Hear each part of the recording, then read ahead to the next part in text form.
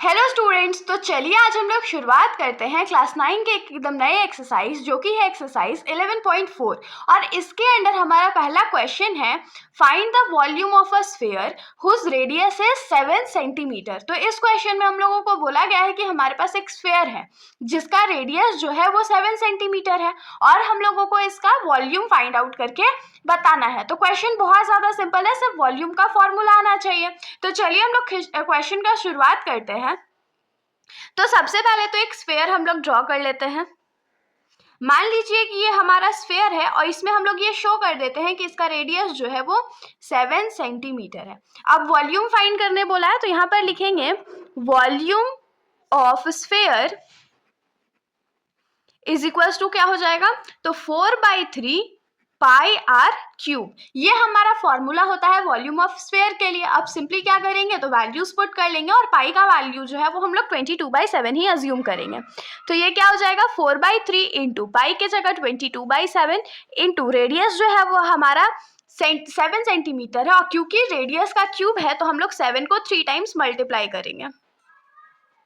तो यहाँ पर आप लोग देख सकते हैं कि एक 7 और एक 7 जो है वो एलिमिनेट हो चुका है। बाकी ऐसे कोई भी नंबर्स नहीं है जिसको हम लोग यहाँ से एलिमिनेट कर सके। तो हमारे पास बचा क्या, 4 इंटू 22 88 बचा, इंटू 7 7 49 है, डिनोमिनेटर में 3 और 3 बार सेंटीमीटर मल्टीप्लाई में है तो ये सेंटीमीटर का क्यूब हो गया। अब हम लोग सिंपली क्या करते हैं तो 88 को 49 से मल्टीप्लाई कर देते हैं और उसके बाद उसको 3 से डिवाइड कर देंगे। तो यहाँ पर जब हम लोग 88 से 49 को मल्टीप्लाई कर देते हैं तो हमारा जो आंसर होगा वो हो जाएगा 4312 डिवाइडेड बाई 3 सेंटीमीटर क्यूब। तो यहाँ से हमारा 3 से डिवाइड करने के बाद जो फाइनल आंसर हो जाएगा वो 1437.33 सेंटीमीटर क्यूब है। मतलब कि हमारा जो पहला स्फीयर था उसका वॉल्यूम कितना है तो 1437.33 या 33 सेंटीमीटर क्यूब। तो अब हम लोग इसी क्वेश्चन के सेकेंड पार्ट पे आ जाते हैं जिसमें हम लोगों को रेडियस कितना दिया हुआ है तो 0.63 मीटर दिया हुआ है। तो रेडियस अगर यहाँ पर हम लोगों को 0.63 मीटर दिया है तो हम लोग इसको लिख सकते हैं ना 63 डिवाइडेड बाई 100 मीटर। ये भी तो हमारा रेडियस हो सकता है। तो अब क्या करेंगे, यहाँ पर एक स्फीयर ड्रॉ कर लेते हैं और शो कर देते हैं जिसका डायमीटर जो है वो 0.63 मीटर है। अब सिंपली क्या करेंगे तो वॉल्यूम फाइंड कर लेंगे। तो हम लोग यहाँ पर लिखेंगे volume of sphere is equals to 4/3 pi r cube. तो 4/3 तो हमारा कांस्टेंट टर्म है, पाई का वैल्यू हम लोग 22/7 अज्यूम कर लेते हैं।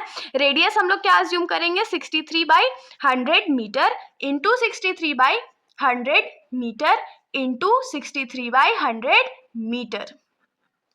अब जो वैल्यूज यहाँ पर से कट आउट हो जाएंगे हम लोग उसको कट आउट कर देंगे। जैसे कि हम लोग को दिख रहा है कि 7 और 63 को हम लोग 9 टाइम्स में कट कर सकते हैं, 3 और 9 को हम लोग 3 टाइम्स में कट कर सकते हैं। नीचे जो जीरो वाले वैल्यूज है हम लोग उसको रहने देंगे, उसको हम लोग कट नहीं करेंगे ताकि जब हम लोग इसको डेसिमल में चेंज करें तो हम लोगों को ज़्यादा दिक्कत ना हो।